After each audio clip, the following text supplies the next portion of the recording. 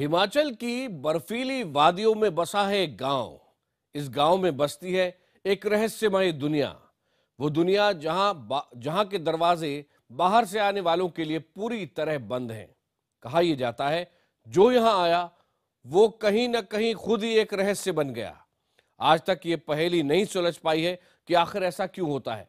हिंदुस्तान के इस गांव में आखिर अपने ही देश का कानून क्यों नहीं चलता? कौन करता है इस गांव की किस्मत का फैसला? किसके इशारों पर नाचते हैं यहां के लोग? खूबसूरत वादियों में बसा एक रहस्यमय गांव आखिर कैसे ये देश के लिए पराया हो गया?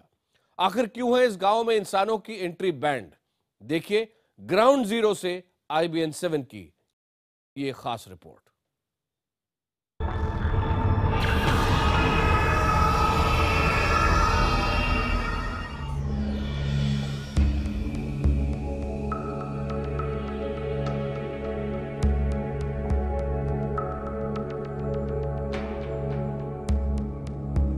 हिमाचल की बेहद खूबसूरत वादियां, इन फिजाओं में आकर वक्त ठहर सा जाता है।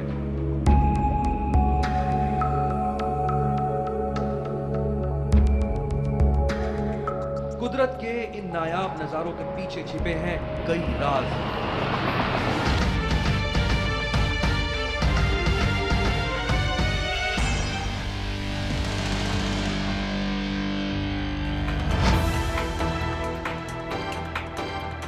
ऐसे राज जिन्हें खोलने की आज तक कोई हिम्मत नहीं कर सका।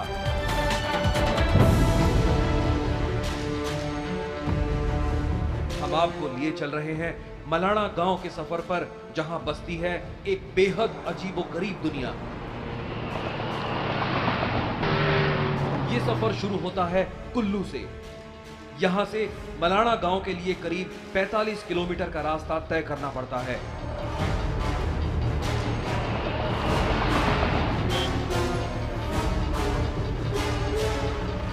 कुल्लू से मणिकरण के लिए एक सड़क कटती है और यही सड़क मलाणा की ओर जाती है।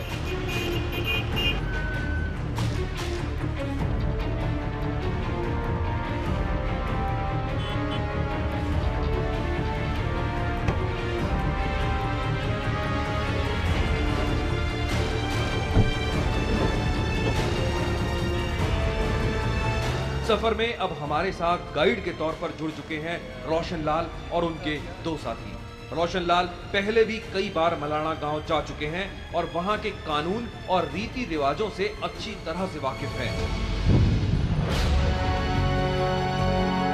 उनका हमारे साथ होना जरूरी भी था, क्योंकि हमने सुन रखा था वहां के लोग बाहरी दुनिया के लोगों की दखलंदाजी पसंद नहीं करते। अलग बोली और अलग रहन सहन वाली उस दुनिया के लोगों से सीधा सामना हमारे लिए खतरनाक साबित हो सकता था। उस इलाके के कानून से वाकिफ रोशन लाल हमें इससे बचा सकते थे।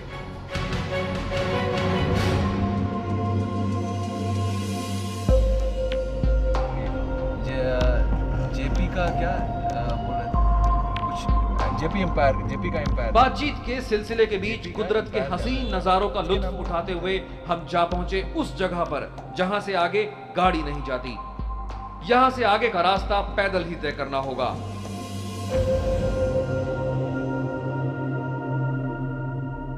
ये वो जगह है जहां के बाद हिंदुस्तानी कायदे कानून का वजूद खत्म हो जाता है और शुरू हो जाती है धरती के सबसे पुराने लोकतंत्र मलाणा गांव की सरहद। यहां से करीब 6 किलोमीटर का पैदल सफर करने के बाद हम पहुंच जाएंगे उस बेहद अजीबोगरीब दुनिया में जहां के लोग अपने आप को सिकंदर महान का वंशज बताते हैं। इतना ही नहीं, जहां इंसानों की बजाय देवताओं की सत्ता चलती है।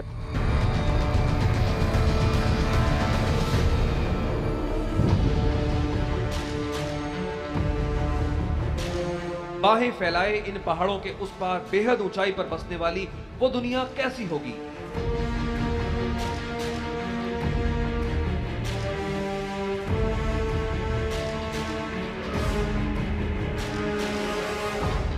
कैसे होंगे वहां के लोग? कैसा होगा उनका रवैया? ऐसे कई सवाल हमारे सामने थे। पैदल सफर शुरू करने के पहले रोशन लाल ने हमें कुछ हिदायतें दी। गांव में प्रवेश करने के पहले मतलब जब गांव में प्रवेश होना है वहाँ देवते को जयकार की जाएगी। उसके बाद आप आगे जाएंगे है जी। उसके बाद फिर वहाँ पर देखा जाएगा कि मतलब चमड़े के जैसे ये क्या नाम है आपके जैकेट है क्या नाम, इनको मतलब वहाँ नहीं ले जाएंगे है जी। बाकी जो वहाँ का रीति रिवाज है उसी के अनुसार वहाँ पर चलना पड़ेगा।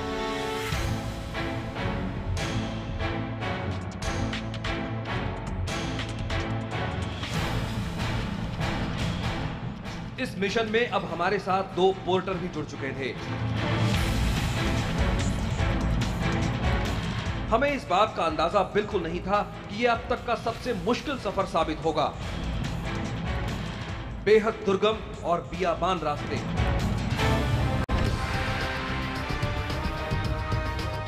सत्तर से 75 डिग्री की खड़ी चढ़ाई, इसके अलावा जमीन खिसकने का डर जो कि इस इलाके में आम है। साथ ही कुदरत की सत्ता तेज बारिश और बर्फबारी के रूप में कब अपनी ताकत का एहसास करा दे कोई नहीं जानता। यकीन नहीं होता इस मुश्किल हालात में इंसान सदियों से कैसे रहते आ रहे हैं। हम जैसे जैसे ऊपर बढ़ते गए दिक्कतें बढ़ती गईं।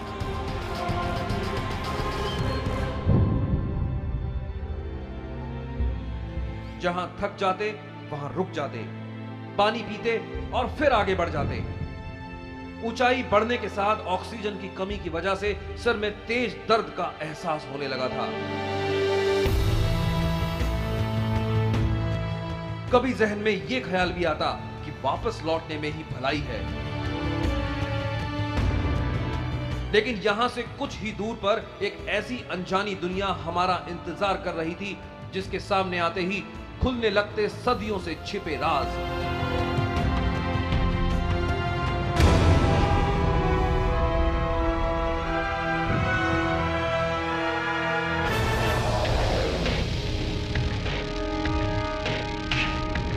हमारे कदम एक ऐसी दुनिया की ओर बढ़ रहे हैं जिसके राज आज तक कोई खोलने की हिम्मत नहीं कर सका। अपने ही देश में एक ऐसा गांव जहां का अपना कानून और अपनी संसद है। हिंदुस्तानी कायदे कानून यहां नहीं चलते, फिर भी मलाणा को दुनिया का सबसे पुराना लोकतंत्र बताया जाता है।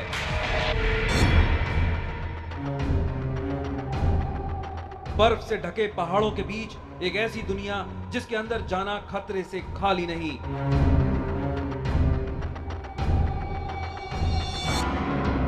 लेकिन हम ठान चुके हैं अपने ही देश में अलग थलग इस इलाके को सबके सामने लाने की। बर्फ से पटे रास्तों पर 5 घंटे की मुश्किल चढ़ाई के बाद हम आ पहुंचे अपनी मंजिल के बेहद करीब। ये घर इस बात की गवाही देता है कि हम किसी इंसानी बस्ती के बेहद करीब पहुंच चुके हैं। हम इस वक्त हैं तकरीबन 3000 मीटर की ऊंचाई पर और बर्फ से ढकी इन पहाड़ियों के बीच हमारे ठीक पीछे है खूबसूरत मलाना गांव, जहां बस्ती है इंसानों की एक बेहद अजीबोगरीब दुनिया। इंतजार की घड़ियां खत्म हो चुकी थी। हमारे कदम उस धरती पर पड़ चुके थे जो अपने आप को बाहरी दुनिया से बिल्कुल अलग मानते हैं। चारों तरफ बर्फ ही बर्फ, रास्ते बर्फ और कीचड़ से पटे हुए, फिसलन की वजह से चलना मुश्किल। गांव के बीचों बीच पहुंचने के लिए इन रास्तों पर चलने के सिवा और कोई दूसरा रास्ता भी नहीं है। मलाना के सामाजिक ढांचे का एक अहम पहलू है यहाँ की वर्ण व्यवस्था। यहाँ के 230 घरों में से ज्यादातर घर ऊंची जाति यानी राजपूतों के हैं और केवल 2 घर जुलाहे यानी निचली जाति के लोगों के हैं। यहाँ के राजपूत जुलाहे और विदेशियों का छुआ हुआ खाना नहीं खाते।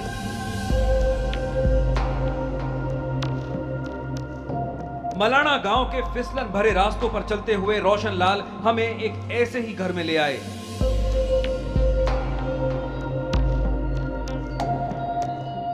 ये रोशन लाल के किसी जानकार का घर था।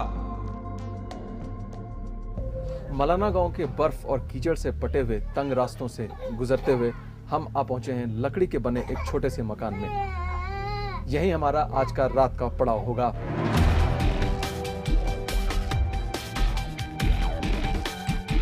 यहाँ के लोग कनासी भाषा बोलते हैं, इसे राक्षसी भाषा भी कहा जाता है।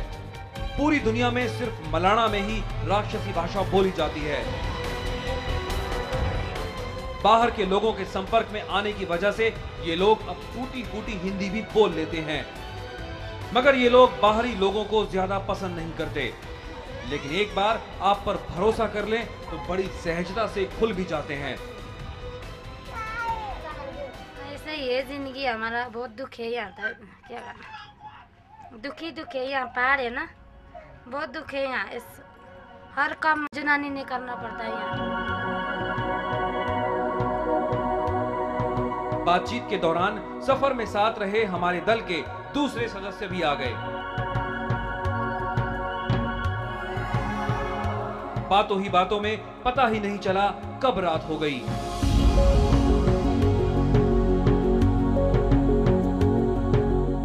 खाने के मामले में यहाँ के लोग पहाड़ी लाल चावल, राजमा और आलू जैसी फसलों पर निर्भर करते हैं। हमें भी ऐसा ही खाना परोसा गया।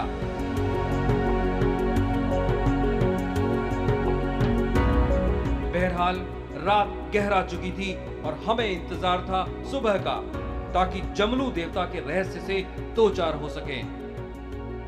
कहते हैं मलाना में भारत का नहीं, जमलू देवता का कानून चलता है। 0 से 2 डिग्री नीचे तापमान के बीच लकड़ी के एक छोटे से कमरे में मलाना की एक बेहद सर्द रात।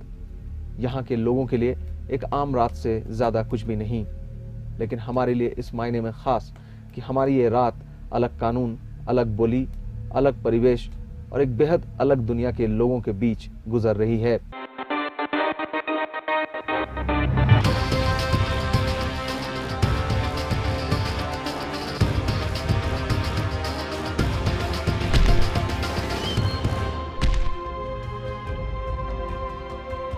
मलाना हिमाचल की वादी में रहस्यों की चादर में लिपटा एक गांव। यहाँ पुलिस का नहीं, जमलू देवता का कानून चलता है। गांव वालों का मानना है कि उनका अस्तित्व जमदग्नि ऋषि यानी जमलू देवता की वजह से ही है। सारे मामले जमलू देवता को साक्षी रखकर निपटाए जाते हैं। बाहरी लोगों का दखल पसंद नहीं किया जाता। जमलू देवता को खुश करने के लिए पूरी धूमधाम से फागली नाम के उत्सव का आयोजन किया जाता है। ये उत्सव 5 दिन तक चलता है।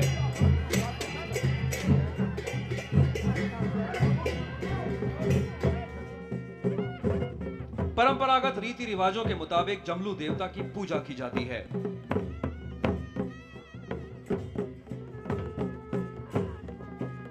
हमें मौका मिला फागली महोत्सव में शामिल होने का। रहस्यों और मिथकों की चादर ओढ़े मलाना गांव को करीब से जानने का। मलाना की संकरी गलियों से होते हुए हम पूजा स्थल की ओर बढ़ चले। पूरे गांव में जगह जगह घर नुमा ढांचे नजर आते हैं। इन्हें देवस्थान कहा जाता है। इनकी पहचान है जानवरों के ये सींग। देवस्थान के करीब आने के लिए कई नियम कायदों का पालन करना होता है। कहा जाता है ऐसा न करने पर जमलू देवता नाराज हो जाते हैं। भारी आफत आ टूट पड़ती है।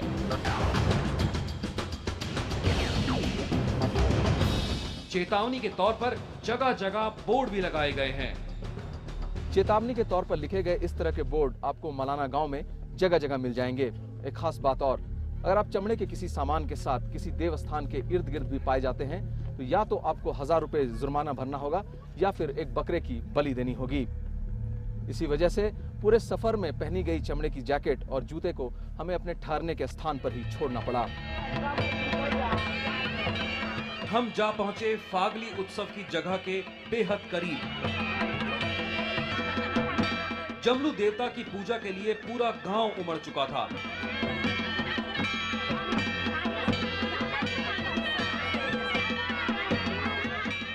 घरों के अहाते में खड़ी महिलाओं ने हाथ में एक खास तरह की खुशबूदार जंगली लकड़ी, जिसे दार्च कहा जाता है, पकड़ रखी थी। उसकी खुशबू से पूरा इलाका महक रहा था। जमलू देवता के मुख्य स्थान पर जुलूस की तैयारी की जाने लगी। देवता के सेवादार खास तरह के कपड़े और बकरी की बाल से बने हुए जूतों में देवता के बाहर निकलने का इंतजार कर रहे थे। इस पूजा के दौरान नरसिम्हा नाम का वाद्य यंत्र खास तौर से बजाया जाता है। देवता के सेवादारों से आम लोग दूरी बनाकर रखते हैं। अगर गलती से भी कोई इन सेवादारों को छू लेता है तो उसे 1000 रुपए जुर्माना देना पड़ता है या फिर खाड़ू यानी बकरे की बलि देनी होती है। थोड़ी ही देर में वो घड़ी आ ही गई। जरा गौर से देखिए, लकड़ी का ये छोटा ढांचा ही जमलू देवता का प्रतीक है। यहाँ के लोगों का मानना है कि जमलू देवता की मर्जी के बगैर इस इलाके में पत्ता तक नहीं हिलता।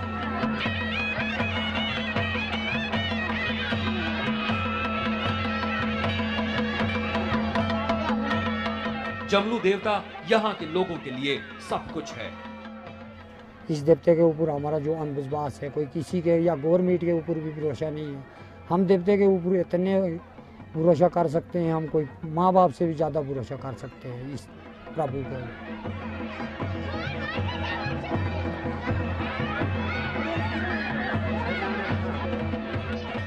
गाजे बाजे के साथ जमलू देवता, उनका छत्र और दूसरे प्रतीक चिन्ह उस जगह की ओर ले जाए गए जहां उनकी सवारी को कुछ देर के लिए रखा जाना था।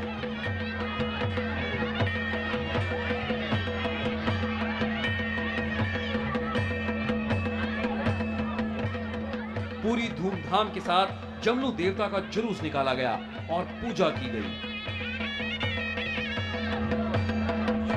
जमलू देवता के इस जुलूस का मलाना के लोगों के लिए खास महत्व है। कहते हैं कि इस जुलूस में कुल्लू के करीब 18 करोड़ देवी देवता शामिल होते हैं।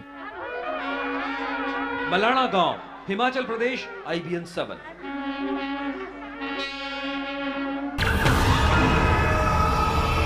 आप देख रहे हैं हमारी खास पेशकश, एक गांव जहां जाना मना है।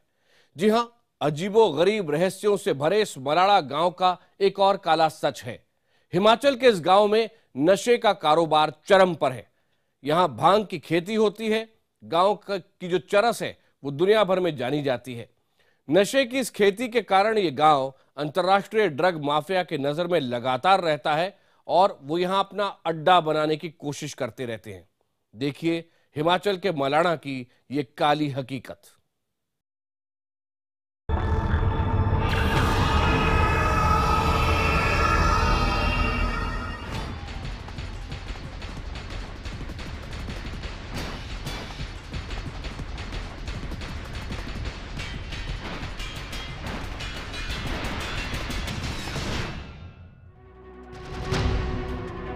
मलाड़ा की रहस्यमय दुनिया में छिपा है एक काला सच। हिमालय की इन वादियों में होता है नशे का कारोबार और दूर दूर तक फैले ये हैं भांग के गैर कानूनी खेल। दुनिया भर के ड्रग माफिया और नशेड़ियों के बीच यहाँ की मलाना क्रीम नामक चरस मशहूर है। पहाड़ों की तलहटी में भांग के ये खेत अप्रैल मई का महीना आते के साथ ही एक बार फिर से लहलहा उठेंगे और तब यहाँ पैदा होने वाली भांग से तैयार की जाएगी एक सुपर फाइन क्वालिटी की चरस, जिसे मलाना क्रीम के नाम से जाना जाता है। अंतर्राष्ट्रीय बाजार में इस चरस की भारी मांग है। शायद इसी वजह से मलाना गांव शुरू से ही अंतर्राष्ट्रीय ड्रग माफियाओं की नजर में रहा है। ड्रग माफिया ने नशे के कारोबार में स्थानीय गांव वालों के साथ सस्ते नेपाली मजदूरों को भी लगा रखा है। You get money out of it? Yes, yes. Or you just do it for your... 120. That's it? How much do you make in a day? 20 gram. भांग के जिन खेतों की तस्वीरें हमने आसानी से उतार ली, वो पुलिस को नहीं दिखते। पुलिस का कहना है कि ऐसे खेतों को खोजना बहुत मुश्किल है। पुलिस के इसी रवैये की वजह से ड्रग माफिया बेधड़क अपना धंधा चला रहे हैं। यहां तक कि कई विदेशी ड्रग माफियाओं ने यहां चरस के लिए खेत भी खरीद लिए हैं। foreigners have the fields They also? have fields, they have a tent, they have everything there, kitchen and everything. Really? Yeah. The foreigners, but how can they buy fields up there? You cannot buy land. Every year they come, the workers, they pay much money, owners give, they rent rent. If I want to buy a field up, so how much should I pay for it to go? You say 1 kg possibly come, then he give you like 10,000 rupees. तहकीकात के दौरान हमें बताया गया कि यहाँ के मुख्य खरीदार इजराइल और इटली के माफिया हैं। इनके अपने अपने इलाके बटे हुए हैं। जैसे मलाना गांव इजराइलियों का गढ़ है, तो ताशे गांव में इटली का सिक्का चलता है। Last year I go Goa, we carry 7 people, 37 kg. How much is in Goa? We sell there 70,000 rupees kg. Here we get this 1,000 rupees. 1 एकड़ में पैदा किया गया चरस विदेशी जमीन तक पहुंचकर लाखों रुपयों का हो जाता है। ऐसे में बाहरी दुनिया के लिए ये जगह गुमनाम भले ही हो, यहाँ काम करने वाले लोगों और विदेशी माफियाओं के लिए ये इलाका उतना ही सहज है।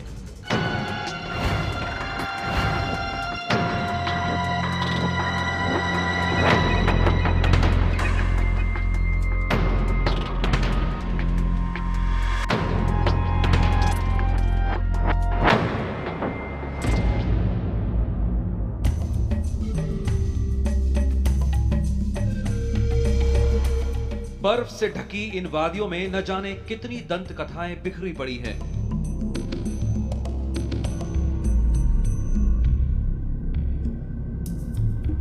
मिथक और इतिहास आपस में इस कदर घुल मिल गए हैं कि अलग करना मुश्किल है। कहते हैं मुगल शहंशाह अकबर को एक बार जमलू देवता के गुस्से का सामना करना पड़ा था।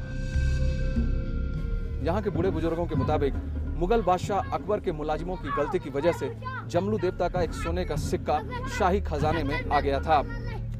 यह सिक्का अकबर के मुलाजिमों ने मलाना गांव से आए एक संत से कर के तौर पर वसूला था। कहते हैं इस घटना के कुछ दिनों के बाद ही बादशाह अकबर कुष्ठ रोग का शिकार हो गया। अकबर ने तमाम वैद्य हकीमों से इलाज करवाया, लेकिन कोई नतीजा नहीं निकला। एक रात जमलू देवता ने अकबर के सपने में आकर उनके कोढ़ की वजह बताई। शहंशाह अकबर को अपनी गलती का एहसास हुआ। वो पूरे लाव लश्कर के साथ मलाना पहुंचे।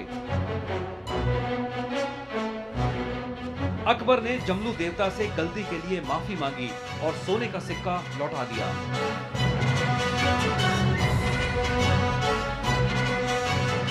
साथ ही चांदी के हाथी घोड़े भी भेंट किए। कहते हैं ये वही हाथी घोड़े हैं जिन्हें हर साल जमलू देवता की पूजा में शामिल किया जाता है। शहंशाह अकबर के सम्मान में एक दिलचस्प परंपरा भी यहाँ चली आ रही है। पूजा के दौरान मंत्रोच्चार के बीच बलि के बकरे को हलाल किया जाता है। ये परंपरा सिर्फ मलाना में ही पाई जाती है।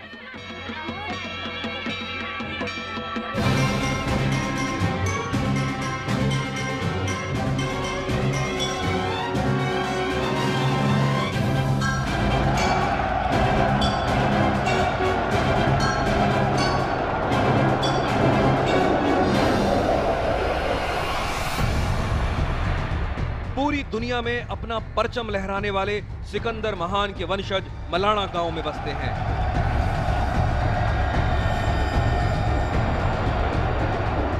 मलाना वासियों की रगों में सिकंदर का लहू दौड़ता है। कोई माने या ना माने, मगर मलाना के लोगों का यही मानना है।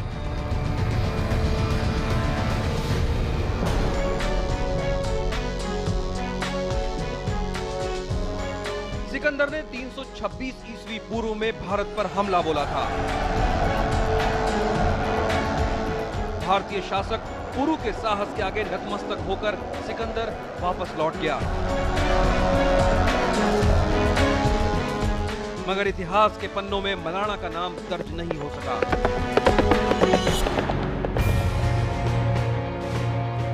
बाहरी दुनिया के लिए अपने दरवाजे बंद रखने वाले इस गांव की कहानी सदियों तक बाहर नहीं आई। कुछ सवाल तो आज तक अनसुलझे हैं, जैसे कि ये लोग सिकंदर के साथ वापस क्यों नहीं गए? इन बर्फीली वादियों में कैसे आ गए? सिकंदर ग्रीक था तो फिर ये राजपूत कैसे बने? दिलचस्प बात यह है कि यहाँ पर पूजा पाठ का काम भी राजपूत ही करते हैं।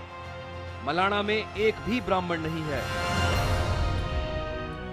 मलाना की दूसरी खासियत है यहाँ की कनासी या राक्षसी भाषा। ये भाषा दुनिया में और कहीं नहीं बोली जाती।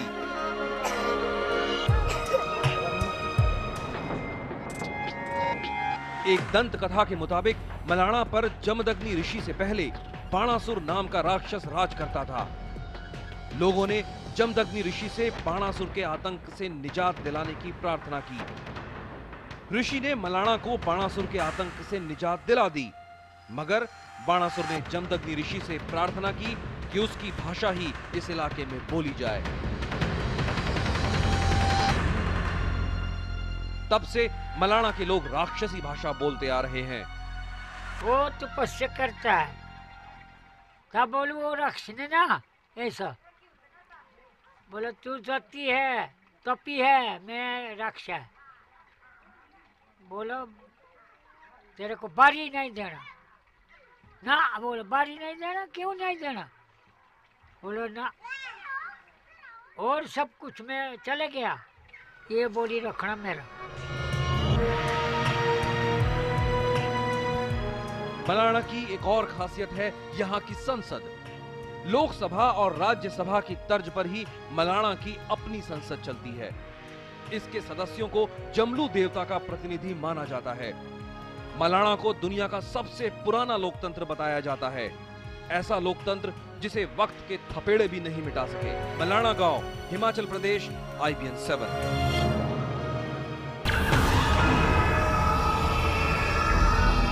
मलाना का रहस्य अब तक पूरी तरह अनसुलझा है। एक दंत कथा के मुताबिक इस गांव में जिस देवता का सिक्का चलता है, जिनका हुक्म चलता है, उसे नाराज करना मुसीबत को दावत देना है। कहा जाता है कि एक बार उनके कोप का शिकार एक मुगल बादशाह भी हुए, जिसके बाद ये रहस्य और गहरा गया। देखिए इस रिपोर्ट में।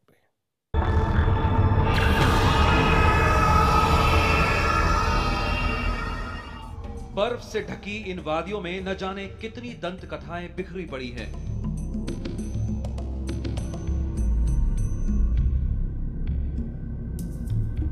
मिथक और इतिहास आपस में इस कदर घुल मिल गए हैं कि अलग करना मुश्किल है। कहते हैं मुगल शहंशाह अकबर को एक बार जमलू देवता के गुस्से का सामना करना पड़ा था। यहाँ के बूढ़े बुजुर्गों के मुताबिक मुगल बादशाह अकबर के मुलाजिमों की गलती की वजह से जमलू देवता का एक सोने का सिक्का शाही खजाने में आ गया था। यह सिक्का अकबर के मुलाजिमों ने मलाना गांव से आए एक संत से कर के तौर पर वसूला था। कहते हैं इस घटना के कुछ दिनों के बाद ही बादशाह अकबर कुष्ठ रोग का शिकार हो गया। अकबर ने तमाम वैद्य हकीमों से इलाज करवाया, लेकिन कोई नतीजा नहीं निकला। एक रात जमलू देवता ने अकबर के सपने में आकर उनके कोढ़ की वजह बताई। शहंशाह अकबर को अपनी गलती का एहसास हुआ। वो पूरे लाव लश्कर के साथ मलाना पहुंचे। अकबर ने जमलू देवता से गलती के लिए माफी मांगी और सोने का सिक्का लौटा दिया।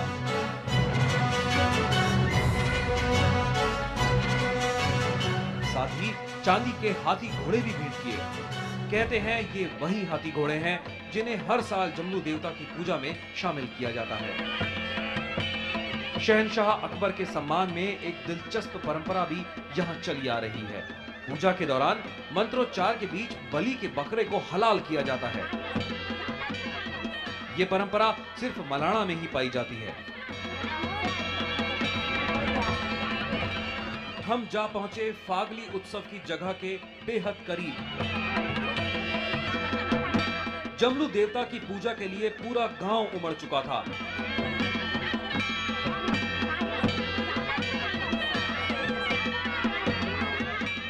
घरों के अहाते में खड़ी महिलाओं ने हाथ में एक खास तरह की खुशबूदार जंगली लकड़ी, जिसे दार्ज कहा जाता है, पकड़ रखी थी। उसकी खुशबू से पूरा इलाका महक रहा था। जमलू देवता के मुख्य स्थान पर जुलूस की तैयारी की जाने लगी। देवता के सेवादार खास तरह के कपड़े और बकरी की बाल से बने हुए जूतों में देवता के बाहर निकलने का इंतजार कर रहे थे। इस पूजा के दौरान नरसिम्हा नाम का वाद्य यंत्र खास तौर से बजाया जाता है। देवता के सेवादारों से आम लोग दूरी बनाकर रखते हैं।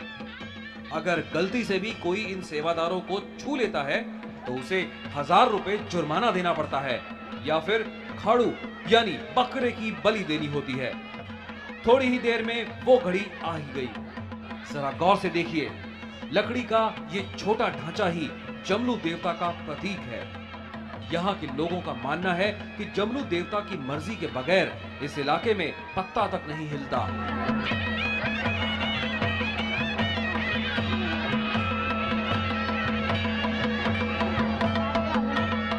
जमलू देवता यहाँ के लोगों के लिए सब कुछ है। इस देवते के ऊपर हमारा जो अंधविश्वास है, कोई किसी के या गवर्नमेंट के ऊपर भी भरोसा नहीं है। हम देवते के ऊपर इतने भरोसा कर सकते हैं, हम कोई माँ बाप से भी ज़्यादा भरोसा कर सकते हैं इस प्रभु को।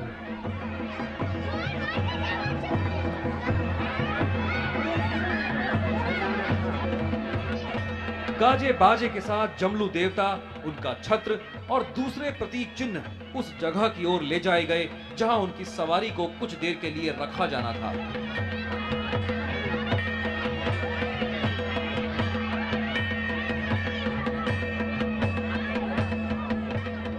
पूरी धूमधाम के साथ जमलू देवता का जुलूस निकाला गया और पूजा की गई। जमलू देवता के इस जुलूस का मलाना के लोगों के लिए खास महत्व है। कहते हैं कि इस जुलूस में कुल्लू के करीब 18 करोड़ देवी देवता शामिल होते हैं। मलाना गांव, हिमाचल प्रदेश, IBN 7।